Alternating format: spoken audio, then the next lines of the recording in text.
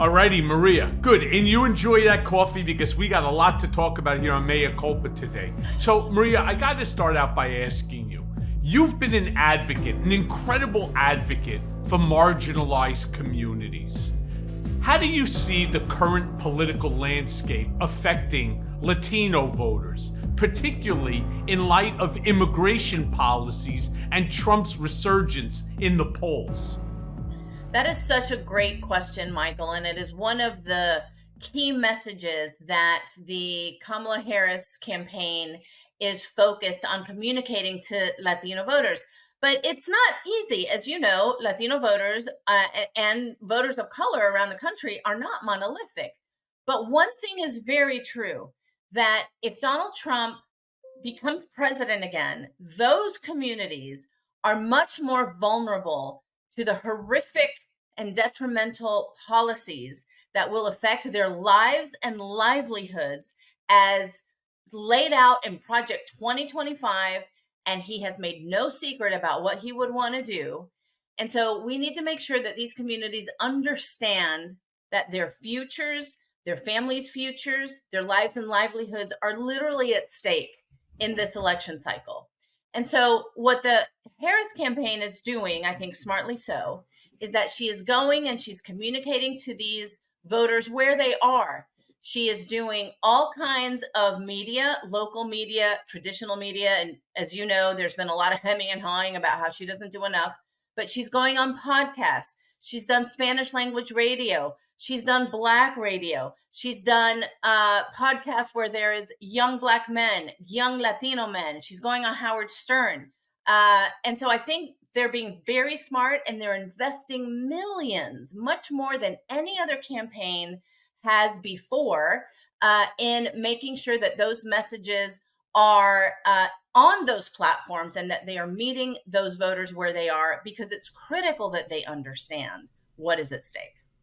Okay, so look, I get all that and I totally agree, but I sometimes don't feel as if though the message is properly resonating, especially with, I want to stick with the Latino community, the Cuban community in Miami. For God's sakes, you're talking about incredibly successful people. I know a whole bunch of them, and they are all in on Trump. These are former Cuban refugees who have made it big in America. And for whatever the reason, what do they want? Another Fidel Castro?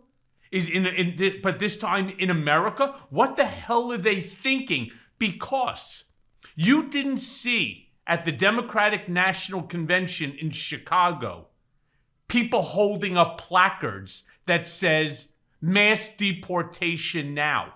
Well, Cuban, Latino community, Mexican community, he's talking about you. He's not talking about white supremacists. He's not talking about neo-Nazis. He's not talking about white Christian, Southern, evangelicals. He's talking about you. How could you be so stupid as not to see it with your own eyes and to ignore it when you're hearing exactly the chants of the crowd? Mass deportation now. Yeah. And it's worse than that. I mean, that is horrible, but lay on top of it everything that Donald Trump has said about what he thinks about these communities, right? They poison the blood of our country. They're rapists. They're criminals.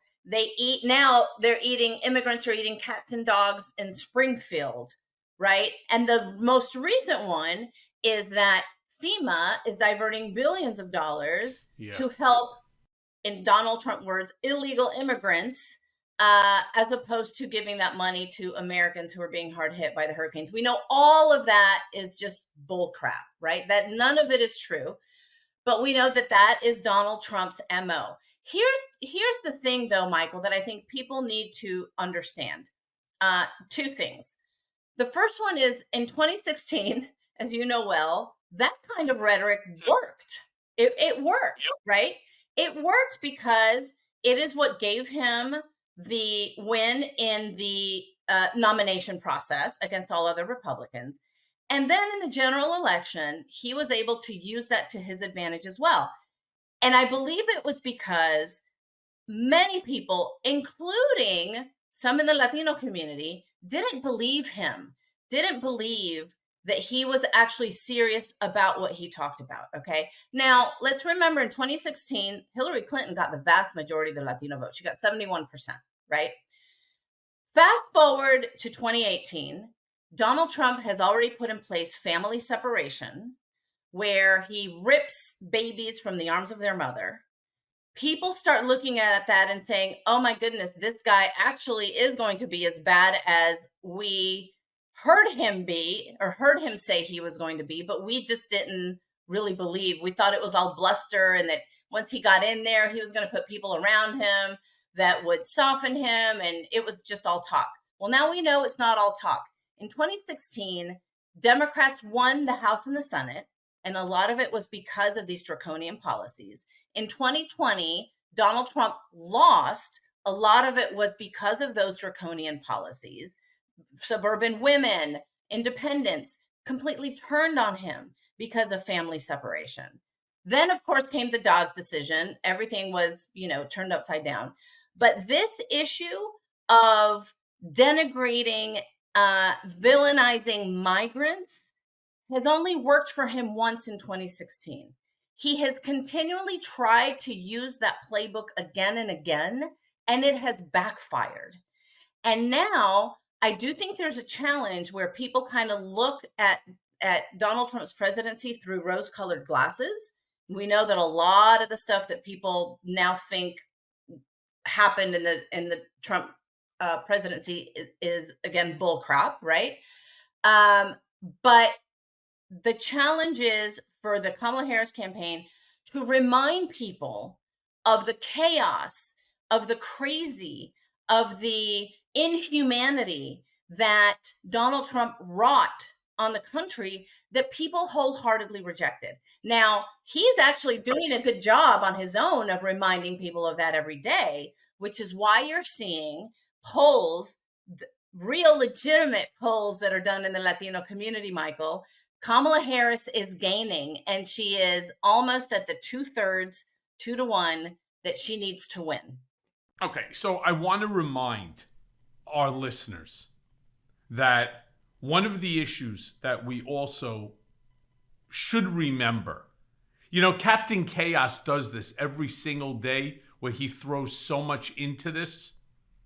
You remember when the San Salvadorians were coming over the border, and he asked one of the border police, the head of the border police, why don't we just shoot them? Why don't we just shoot them? Do I have to remind people that this is what this fucking moron said? This guy who wants to be president again, why don't we just shoot them? And they said, no, sir. Right? No, sir, you can't shoot them. So he says, why don't we just shoot them in the legs? Right? Do you understand how sick just even thinking that is to have as somebody who is the commander and chief, the president of the United States? Why do we have to constantly remind people day in and day out on exactly who this man is? He tells you on a daily basis. He tells you he is racist. He tells you he is sexist. He tells you he's a misogynist. He's a xenophobe, a homophobe, a transphobe, an Islamophobe, an anti-Semite. This is just who he is. Why do we have to, on a daily basis, remind people? I don't care whether you went to an Ivy League school or you went to Trump University. You know it's wrong, and there is no valid reason in the world that this election should even be considered close by anybody. Not in the Latino community, not in the Jewish community, not in the Christian community, the Black community, not in the female, not in the Gen Z community, in no community. But yet it is. Michael, I have a theory. And I think right now, it might be far-flung, but I actually don't think it's as close as we see in the I say polls. that all the time. And I don't think I'm being Pollyannish on this. And hear me out. And I think maybe you'll agree with me. You know also how in 2016 there was a secret Trump vote, right? There were people who looked at him and hated what he was saying, but like I said, probably didn't believe that he was going to be as bad as he was, and they liked his bluster. Frankly, a lot of people liked that he was racist because, they probably had part of that within themselves. And he gave permission for people to wear their racism and their misogyny and their xenophobia on their sleeve, right? So we saw that he overperformed in the polls. Ever since the Dobbs decision, that has flipped.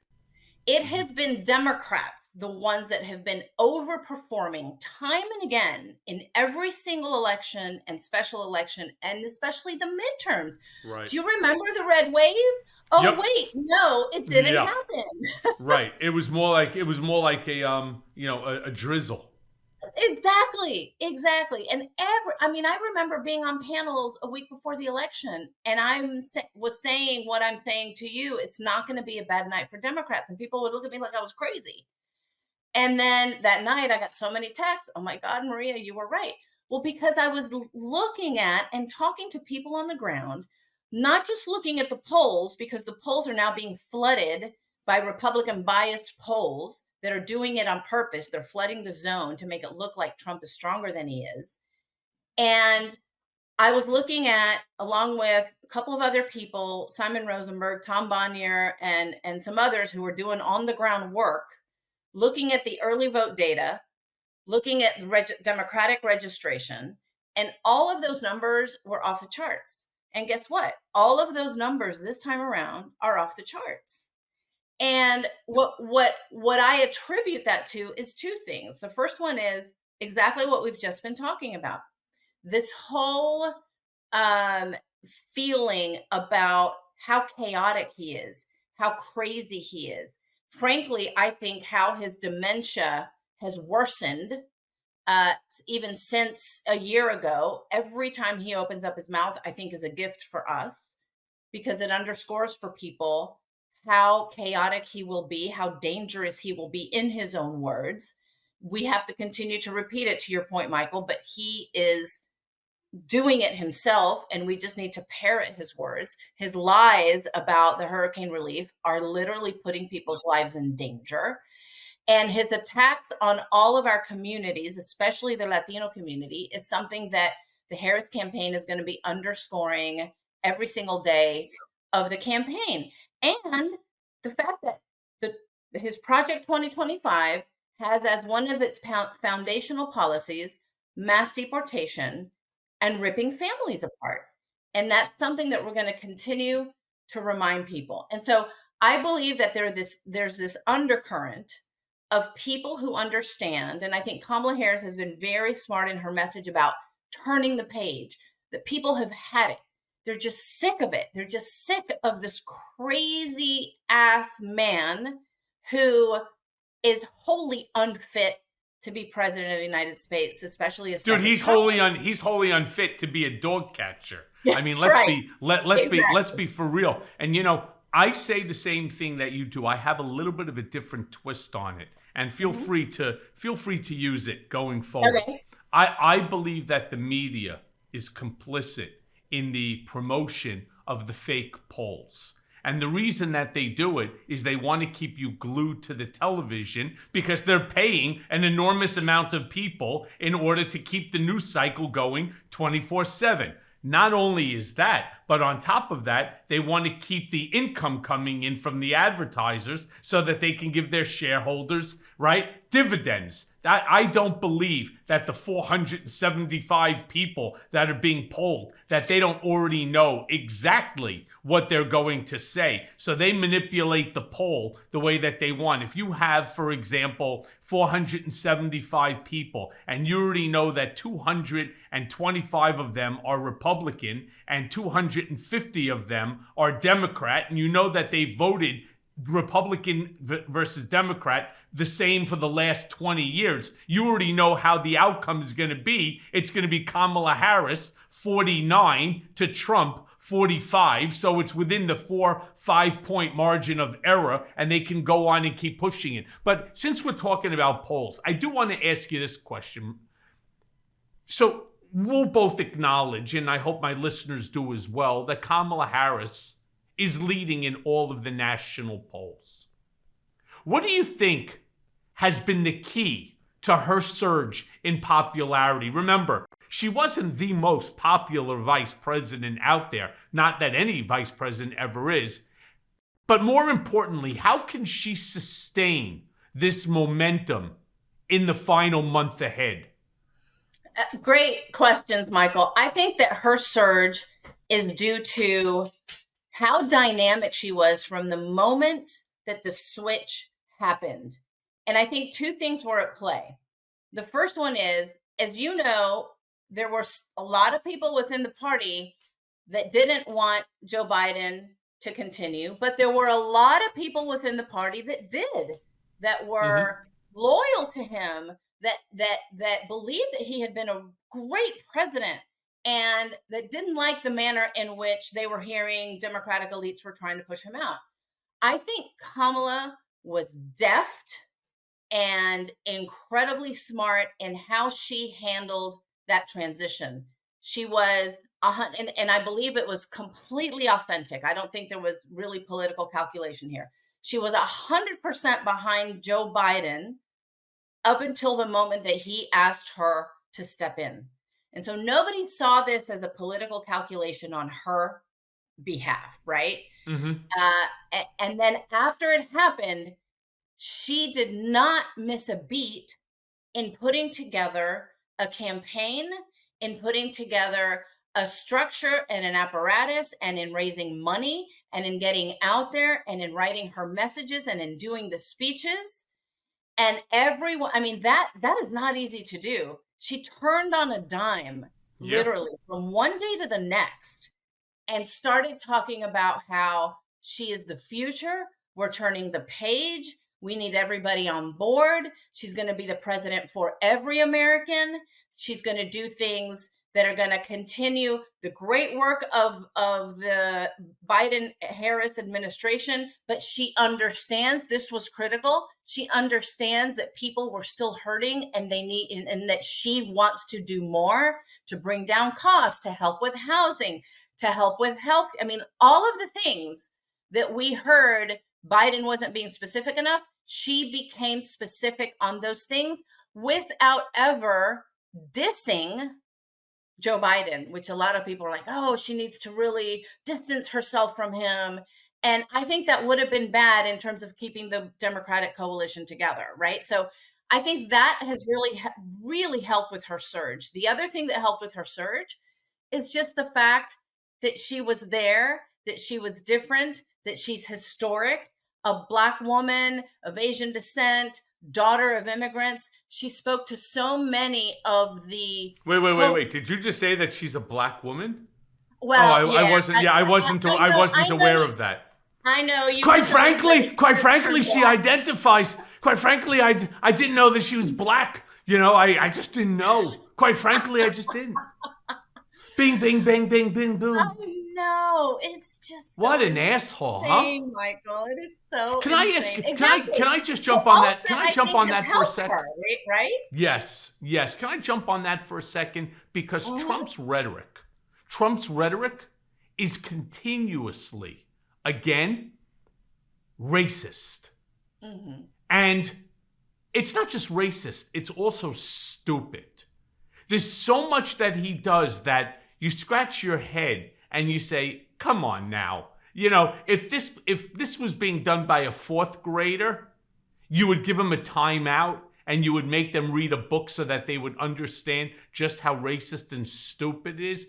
But this rhetoric that he keeps putting out is majoritively centered on, we'll call it, the protection of traditional American values. Or as MAGA Mike Johnson would say, white Christian nationalist values. So here's the question that I'm going to bring back, which kind of mirrors the first question. How do you think that this resonates, or how should it be resonating with different demographic groups, particularly in the Latino and the immigrant communities? A vast majority of them absolutely reject that rhetoric, Michael. There's no question about that. I mean, everyone should understand that that is completely anathema to the immigrant communities that have injected $7 trillion into our economy, Michael. This comes from economists themselves who say that if it wasn't for immigration, both legal and undocumented, the United States would not have been the #1 economy to have recovered so quickly after COVID.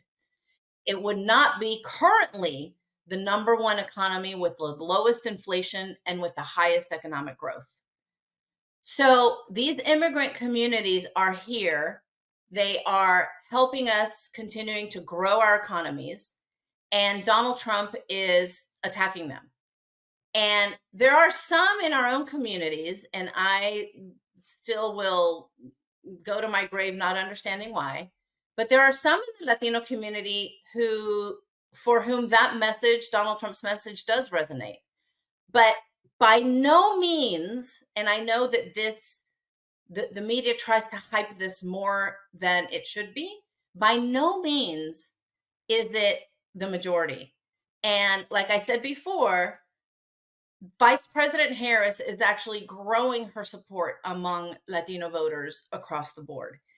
The issue of reproductive rights, Michael, has also made a historic shift within the Latino community. It is now a key issue.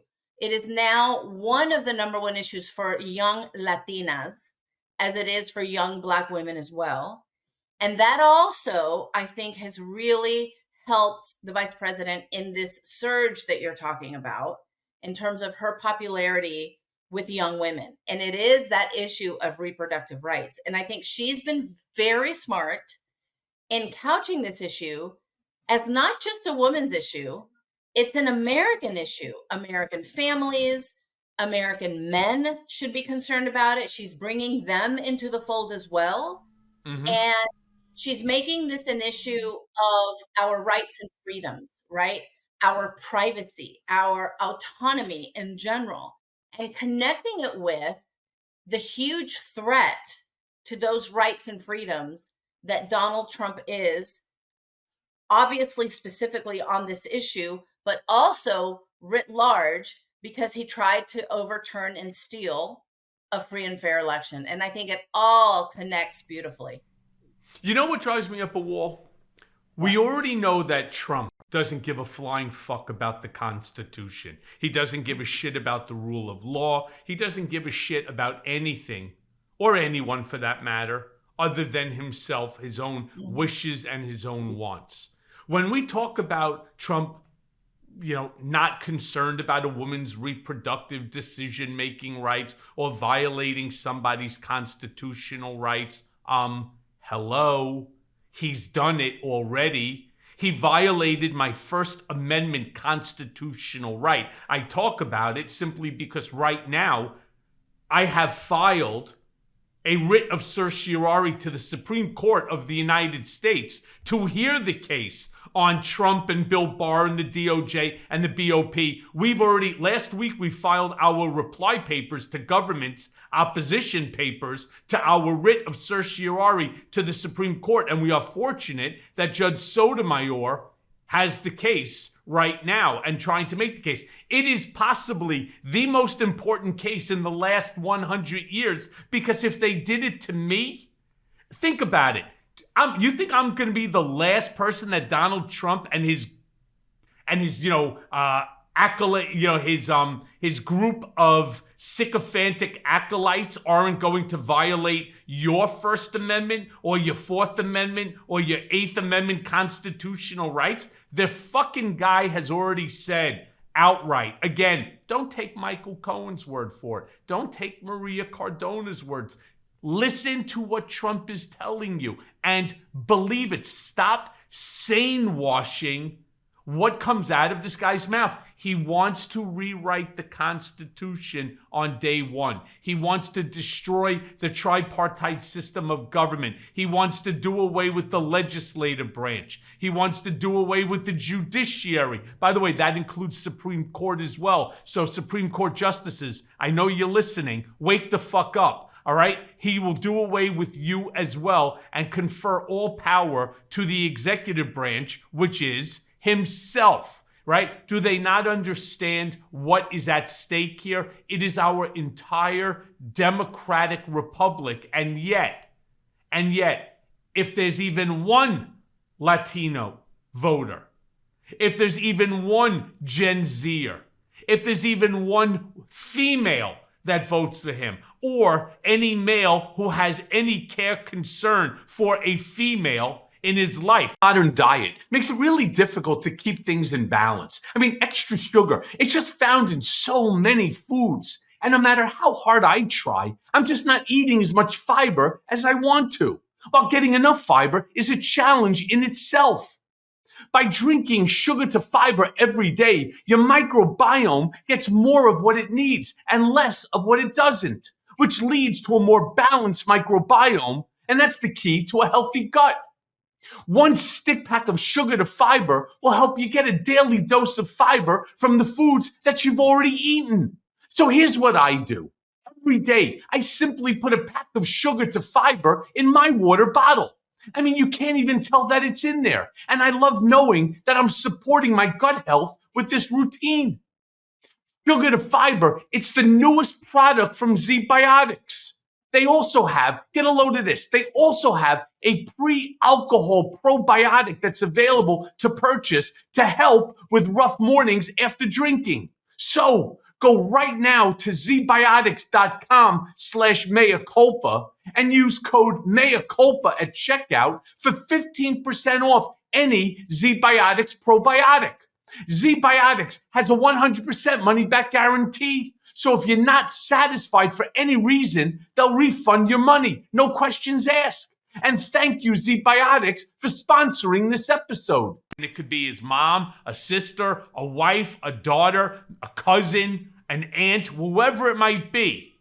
How could any one person vote? If you are a member of the black or brown community, how could you possibly vote for somebody who would rather talk about white supremacist right to march down the streets in Charlottesville with tiki torches screaming Jews will not replace us, as opposed to talk about George Floyd? Seriously, that he was silent on. But, you know, the good people on both sides, no, Donald, there are no good white supremacists. I'm sorry. Right. I just totally disagree. I couldn't agree with you more on all of those points, Michael. And I think that those are wrapped up in the Harris campaign message of the stark contrast between the candidates, of turning the page from all of that chaos and crazy and ugliness and frankly danger, right, that we would face if he's allowed anywhere near the Oval Office. And I think one of the things that we also have to remind people, and I think today there was a story that just came out about how Donald Trump has been having conversations with Vladimir Putin recently. Did you read about this? Yeah, I heard that. And so that should remind us of who he would ally himself with, who he has allied himself with, who he will continue to ally himself with, Vladimir Putin. He praised the strongman president of Turkey, Erdogan, and he loves Kim Jong-un, and he loves all these dictators that he likes to cozy up to because of exactly what you said. He will not think twice in going after his opponents, his political opponents. I have no doubt that he would make an effort to put them in jail. I joke that if he becomes president, I will probably be deported, but it might not be a joke. part of Project 2025, and I think this has to be a message that we communicate much louder and stronger, is putting in place a denaturalization unit, an active denaturalization unit as a naturalized citizen immigrant from Colombia. That terrifies me. And they would make no qualms about using the whole of the US federal government to go after their political opponents. They're making no secret of that. So that should inject fear in people and motivate them to do everything that they can to make sure that this person gets nowhere near the Oval Office. Can I bring something up? Because I saw that also about Trump. He made a couple of claims. I spoke with Vladimir Putin. He does it in his rallies. Now, we all know that 90% of what he says at his rallies are bullshit. However, if in fact it's true, I believe that he could be charged. This is really screwed up. Under the Logan Act, where it is a federal law that criminalizes the negotiation of a dispute between the United States and a foreign government by an unauthorized American citizen. Donald Trump is not authorized to be speaking to Vladimir Putin about U.S. policy or about anything. He's certainly not a registered agent. He's not acting on behalf of the United States. So if, God forbid, a million times he becomes president, well, then he's certainly authorized under the Presidential Powers Act to negotiate with anybody he wants, including an alien that lives in his head. He can negotiate with whomever he wants. But right now, he's merely a candidate. He does not hold any government office. He held a government office, but as a former president, under the Logan Act, you do not have the right within which to be negotiating, policies or issues or disputes with a foreign government and the United States or on behalf. And you know what? I'd like to see somebody take him up on that. I would like to see somebody file right now with the House Oversight or the Senate Judiciary. I'd like to see one of these committees pull his ass in immediately and say, listen, this whole meeting, this hearing is 30 minutes in total. And we're not even going to let every single person on the committee ask you a question. We have 5 very specific questions we want to ask you. On so-and-so date at a rally in so-and-so location, play that clip. Mm-hmm. And you play the clip of Trump saying that. Did you actually speak to Vladimir Putin? Or were you bullshitting the American people? One way or the other.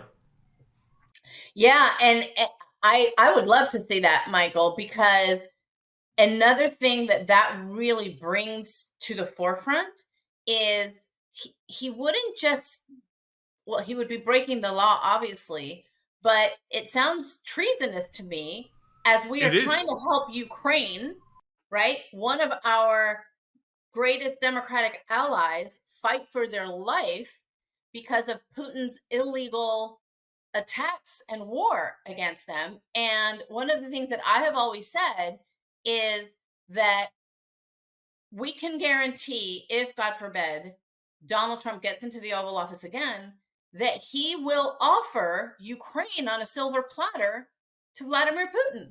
And that's he's gonna offer Taiwan to China and so on. And that's perhaps what they've been talking about, right?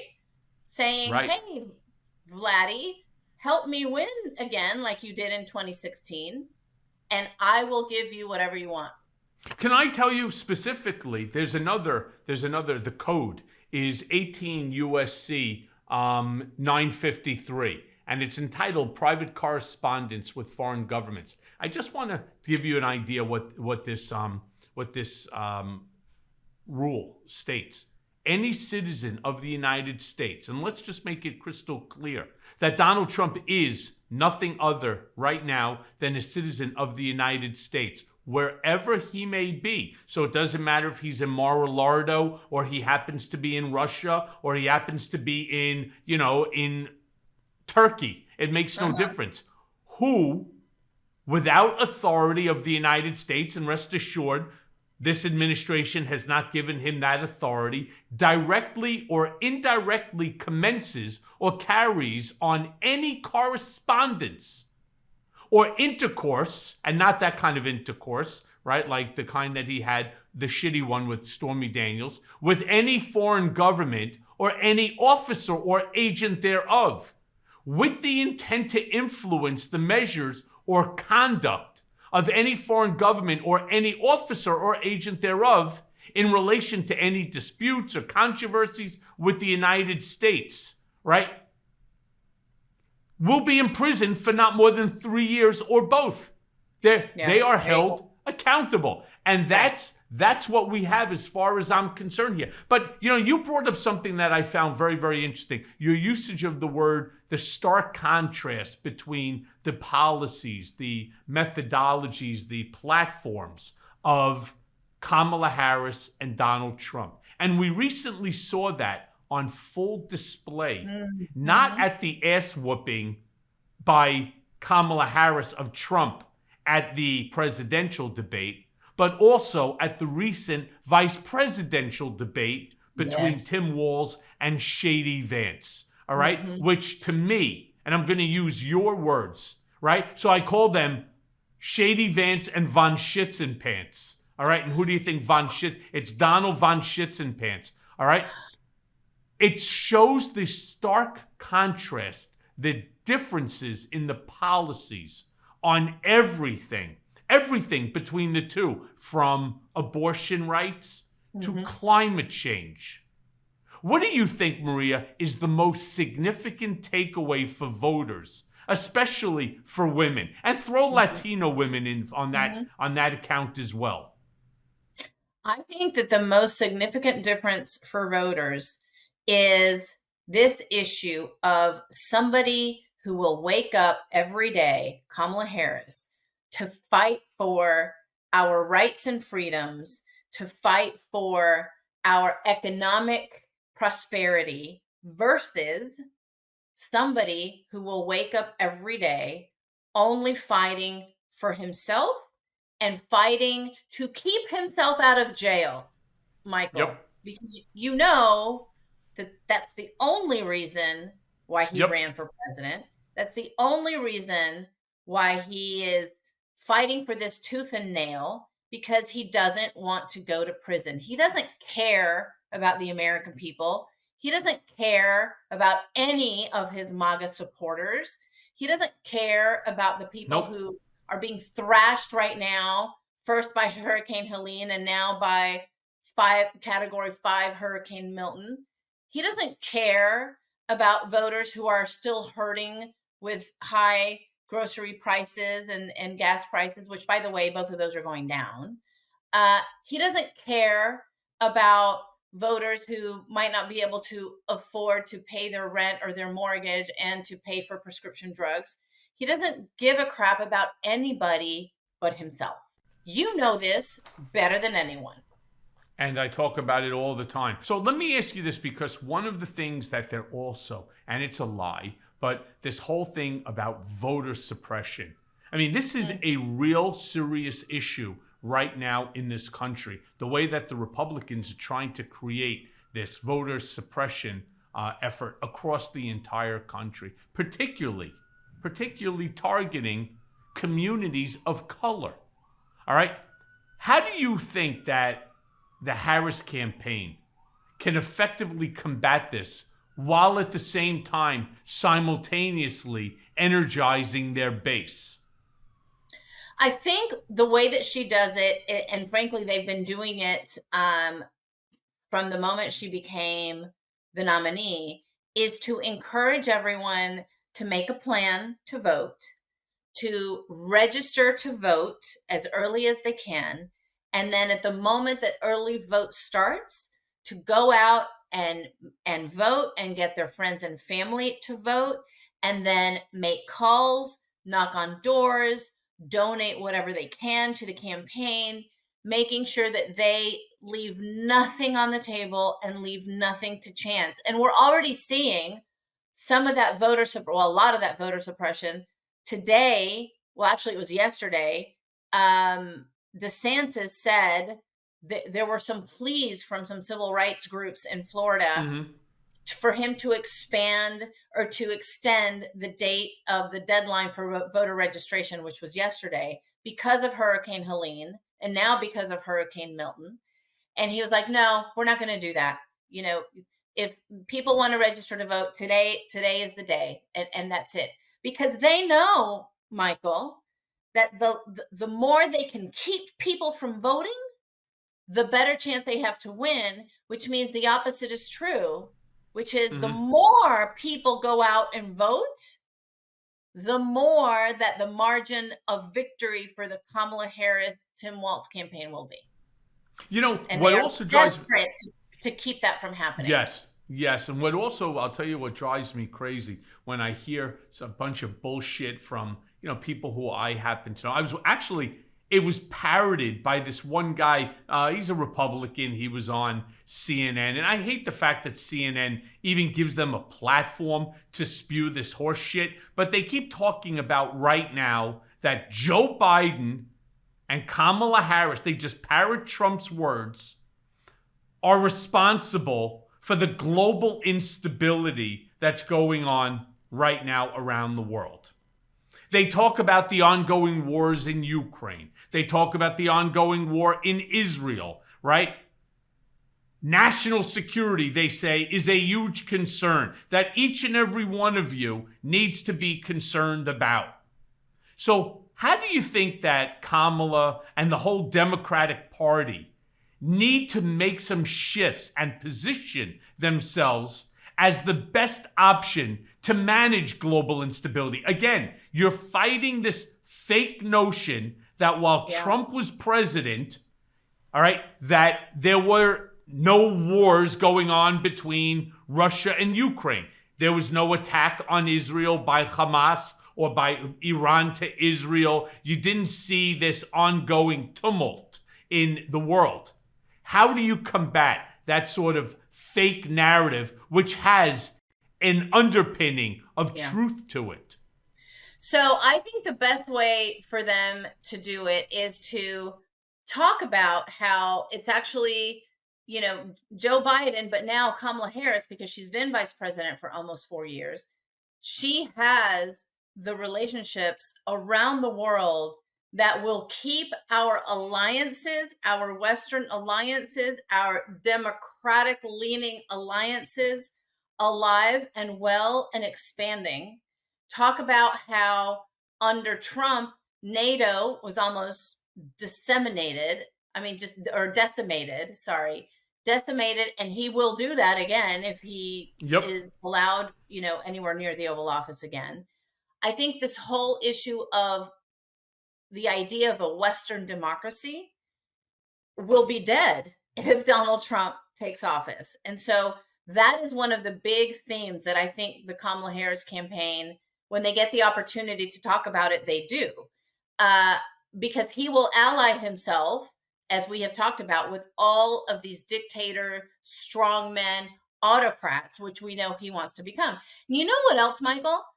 I was talking to a very prominent military strategist the other day, and he said to me, Maria, when people talk about, when the Trump campaign talks about how, it's been under Biden and Harris, all of this chaos around the world, talk about this, that when Putin attacked Ukraine, there's no way that attack happened. The planning of that kind of attack happened in a day. The planning of that attack had to have been happening during the Trump administration. So you could argue that Donald Trump is actually the one who allowed that to happen. Yeah, look, I can't stand the guy. Obviously, however, even I would have a hard time, buying that. But I will tell you the funnier part is this Mhm. He Republican didn't keep it from strategist. happening, right? Well, right. But the constant line, and it's not Yeah. wrong, is that there was no war between Russia and Ukraine under the Trump administration. But this idiot that was speaking on CNN turned around and said, yeah, Trump turned around and he called him Little Rocket Man, talking about Kim Jong-un, and said, quite frankly, you keep doing what you're doing, and we will unleash fire and fury like never seen before on this planet, and so on. And he thinks that in and of itself is what got Kim Jong-un to stop shooting ICBMs or missiles, into testing and so on, which we know is not true. They were just doing it instead inside that mountain in, North Korea. But this is what we have to battle. It's this sort of malinformation that gets regurgitated so often No, I agree. by so many. Right. I agree with you that you do have to take that head on. And I think another message that works is the fact of the fact that it was actually under Donald Trump when the whole world looked at us and laughed at us and were very concerned at the same time about the future of a democratic United States of America.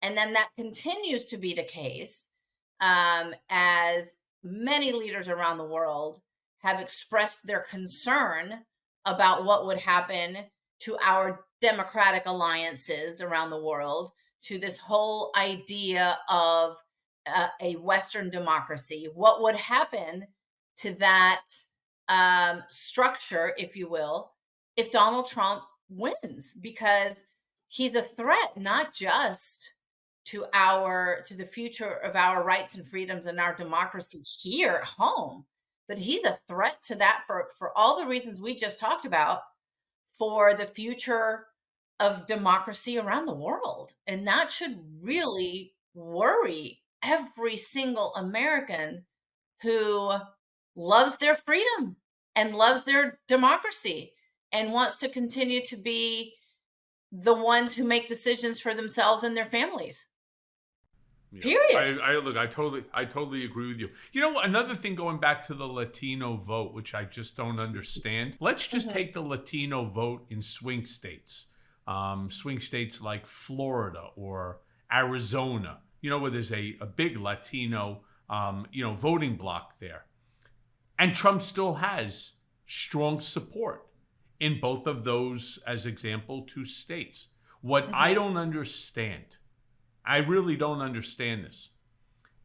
Given Trump's indictments and his ongoing legal battles, how is it that the Latino vote doesn't turn around and just say, wait, hold on one second. You got a guy who was found guilty of rape, right? Sexual assault, E. Jean Carroll, defamation, up to the tune of like $92 million, business corporation fraud, $500 million to the city of New York by the New York Attorney General, our unsinkable Attorney General Tish James, and 34 criminal counts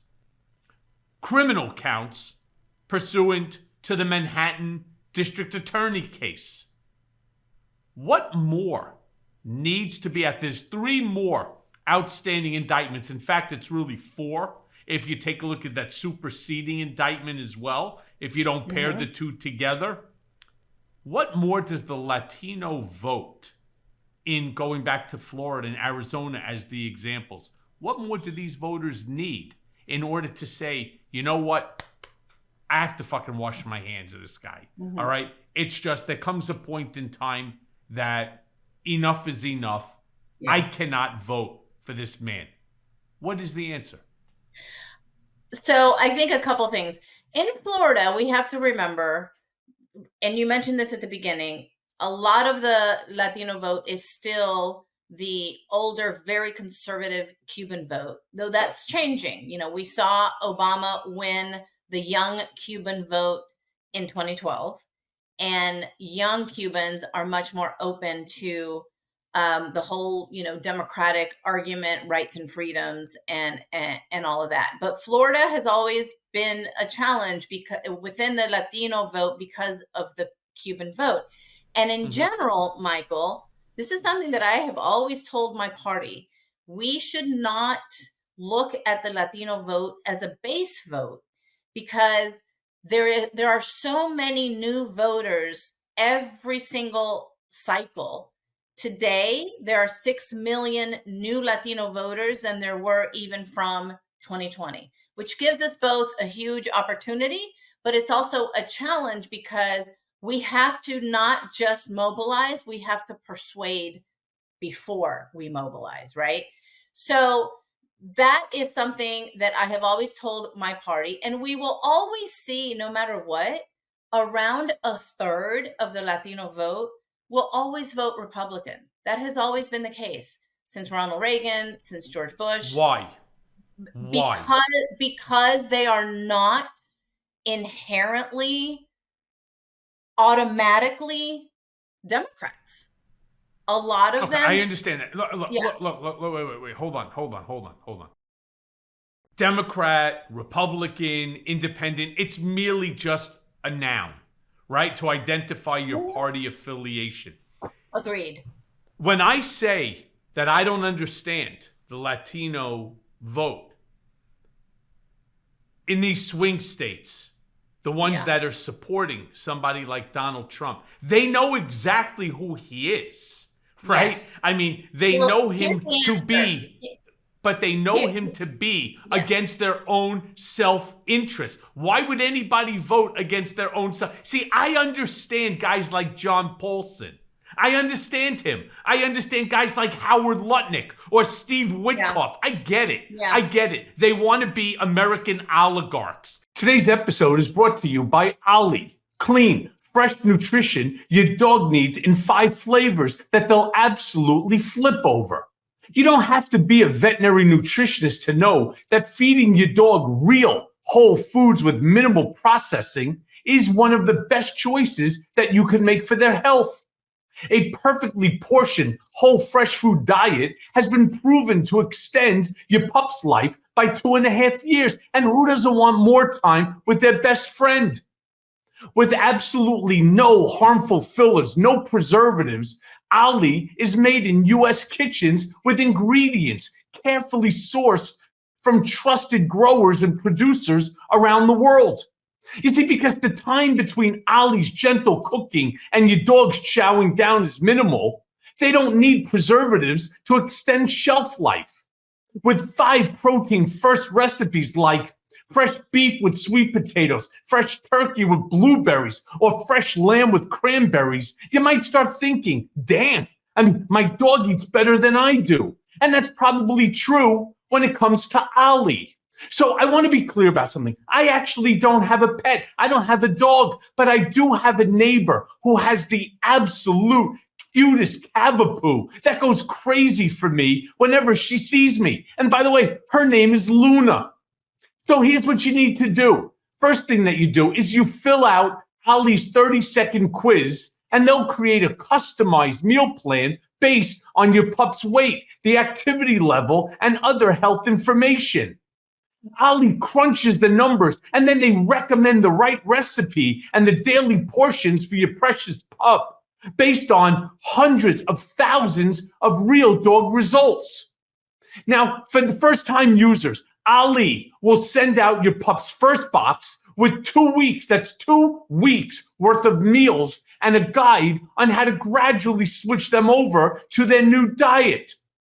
Ollie offers 3 meal plans to choose from. You really think that this is for a human? They offer 3 meal plans to choose from. So you can choose between a full fresh plan, fresh topper plan, or a mixed plan with their freshly baked recipes for your special fur puppy. I mean, they also have treats and supplements. So look, like I said, I don't have a pup, but I promise you that your dog will love it. In fact, I have a video of Luna chowing down the very first day that I brought it over to their apartment. So let me be clear now. Ali, they are offering a deal to let your pup taste test a personalized meal plan. So head right now to Ali.com and tell them all about your dog and use Cohen, and you'll get 60% off your first box of meals when you subscribe today. So head to Ali, that's OLLIE.com, and enter code Cohen, that's me, COHEN, to get 60% off your first box. Again, that's Ali, OLLIE.com, and enter Cohen to get 60% off your first box. And they offer a clean bowl guarantee on their first box. So if you're not completely satisfied, you get your money back. Thinking, or Elon Musk, right? The smartest stupid guy on the planet. I understand their greed. I don't understand the Latino. I will tell you, there is still, sadly, a lot of machismo within the Latino community. A lot of Latino men like what they're hearing from Donald Trump. There is still a lot of racism within the Latino community, as well as there is amongst the general population, right? And so, again, I say a lot, it's by no means the majority, but those people that like what Donald Trump is saying because they feel like, I want to be like that. I want to be strong and rich and, say what I want and, be a macho. That's what Donald Trump, the trash that Donald Trump talks, speaks to those darker devils of that psyche, as opposed to the better angels of our nature that I think the majority of Latinos understand that this man is a danger to the future of their families in this country because of every reason they came over here, right? There's also a sliver, Michael, in our community of people who make the argument, and again, it's not the majority, but of people who make the argument, you know what? My family came here legally. Why do those people, and those people, them, why do those people get a free pass? Okay. And it's sad, but it's true. There are, a sliver of Latino voters that feel that way. It's by no means the majority. However, I understand that they may be inherently racist, and, they have a lot of the same gripes that these white Christian nationalist, white privileged, folk, that they have. But when you say to me that, they like the machismo and so on, do they not understand that they are part of the class that Donald Trump hates? That the people that Donald Trump is, his big MAGA supporters are not the Latino community? It reminds me, are you a fan like I am of Dave Chappelle? Yes. Okay, so do you remember that there was an episode? It was the episode of Clayton Bigsby. Clayton Bigsby is a black guy who's blind, and they don't have the heart to tell him that he's black, and so he becomes a Klansman, right? And so on. And just listening to him, act like a white Klansman without realizing that he's black is one of the most genius episodes anybody ever thought of. It's the same thing with these Latino communities. You're trying to be not you. Yeah, they are trying to be, right. They are trying to be part of a community that they are not welcome in. In fact, not only are you not welcome in, you are exactly the person that they don't want in the United States of America. They want to, mass deportation now. That means you. They want By you the out. way, that means they want you gonzo. In fact, the craziness, the way that they've expanded this, unless both your parents are American born, right? They feel that they have the right to kick you out. By the way, my dad was born in Poland. That means Trump could kick me out of the country. My wife is born in the Ukraine, which means my kids, how about 4 out of the 5 of Donald's children could be kicked out of the country? Don, Ivanka, Eric by Ivana, who is Czech, right? That's right. Now you have Melania with Barron. The only one is, by the way, would be Tiffany. But here's the problem. Trump himself, under those circumstances, should have been thrown out because his mom was born in Scotland and his father here in America. So he's not even a pure breed. The whole thing to me is so ridiculous. They're trying to be part of a community that, number one, they're not welcome in, and 2, that they are the class of individuals that this group is trying to throw out of the country to make it a white Christian nationalist country. I don't get it. I agree. I don't get it either. The other argument I hear, Michael, is that it's all about the economy, that they feel like they did better under the Trump economy, which, number one, I think is, again, I said this earlier, people remembering through rose-colored glasses, because 4 years ago, Donald Trump flushed the economy down the toilet because he did not understand or didn't want to deal with the science of COVID and lied about that. Killed millions of Americans, lost millions of American jobs, destroyed hundreds of thousands of American businesses, et cetera, right? We need to remind people of that, by the way.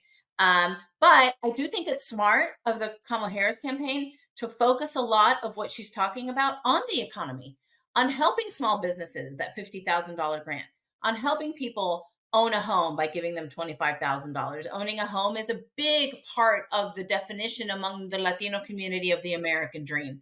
So she's doing it all. And I think that's what's really smart about her campaign. You can't say, oh, well, she's talking about immigration at the expense of the economy, or she's talking about reproductive rights and not talking about inflation. No, she's talking about it all. And I think that is the richness of this campaign. She is talking to the key voters that she needs on the issues that they care about most across the board in the platforms that they are. And it is now a sprint between, from now until Election Day, and we can leave nothing for granted and leave nothing on the table. So, Maria, look, the hour goes by very quickly here on Mea Culpa. You may remember from the very first time that you were on. I have one last question. And this is an important one because it's one that we're watching on the news every single day now. And that, of course, is climate change. Something that Donald doesn't believe in. When you listen to him talking about, they used to call it global warming, but quite frankly, the earth is getting colder. And so how can it be warming if it's colder, or colder if it's getting hotter? It doesn't make sense. Now they changed the name to climate change and yada, yada, yada, right? Okay. The issue of climate change is real, and it's becoming more and more critical each and every year. We're seeing more devastation, from wildfires to the flooding that's taking place throughout this country. North Carolina, South Carolina, Georgia, Florida, etc. And I got to tell you, it remains a divisive issue in the United States, specifically between, Democrats and Republicans. So my question to you is, how do you think that Democrats can make climate change, which I think is so crucial? If you live in Florida, you can't even get insurance on your house. Right. You can't. So these assholes that are all running from New York and other states to Florida to avoid a tax, you can't get insurance on your house. All right. I think it is a winning issue in 2024. But my question is, how do Democrats make climate change a winning issue, particularly among young voters who are more concerned about climate change than certainly Trump and his generation? Right. And actually, you see the Harris campaign do exactly that, because she was at Biden's side when they passed the most consequential law as part of the Infrastructure Law Act to deal with climate change, to put in place policies that will help the country transition into an economy that is much stronger on fighting global climate change, and especially climate change here at home. And she can make the argument that this will be consequential, but more needs to be done. But in order for more to be done, she has to not only win the White House, but voters need to give her a Democratic Senate and a Democratic House, because then you will have leaders that understand the existential nature of what we're facing as a country. And she can point to the 2 hurricanes that we're suffering from now, all the wildfires, every other natural disaster that is going on, all the tornadoes in the Midwest. And she can say, I am the only one who understands and accepts the science around what is happening. And I am the only one who has actually done something about it. And I am the only one who understands how to combat this. And I will work with every single legislator, Democrat, Republican, Independent, at the congressional level, in the Senate, on the, in the states, to focus on doing everything that we can to combat climate change before it's too late. And I think that is a winning message for independents and a winning message for young people, both of which have the capacity to decide this election. See, my feeling is that Trump, who still believes that he could fix it with a Sharpie, right? By simply, that's the Trump hurricane path. You see right there? And there's the storm. Watch. You see, here's the storm going straight through Florida, right? But with the magic Republican Trump Sharpie, look what he can do. He could move the storm, right, to the ocean so that it avoids all that. I mean, that's how stupid that this guy actually is. With a Sharpie, he thinks he's going to end up moving, a storm. Maria, thank you so much. Truly appreciate you joining. This is, look, we got a tough month. Just about less than a month left. But we got to do everything we can, Michael. Thank you for the conversation. Really important. Continue to do what you're doing. We got to leave it all out on the field so that this election is as far from close as possible, because that will keep Donald Trump it'll make it harder for him to try to steal it and to try to scream, that it was rigged. So we need to have these margins as wide as possible in every state, in every demographic. I'm going to continue to do what I'm doing. You continue to do what you're doing. And I think collectively we can bring this home. And I'll see you on the trail. Thank you, Maria. That was great, Michael. Take care. Thanks for having me. You got it. Thank you.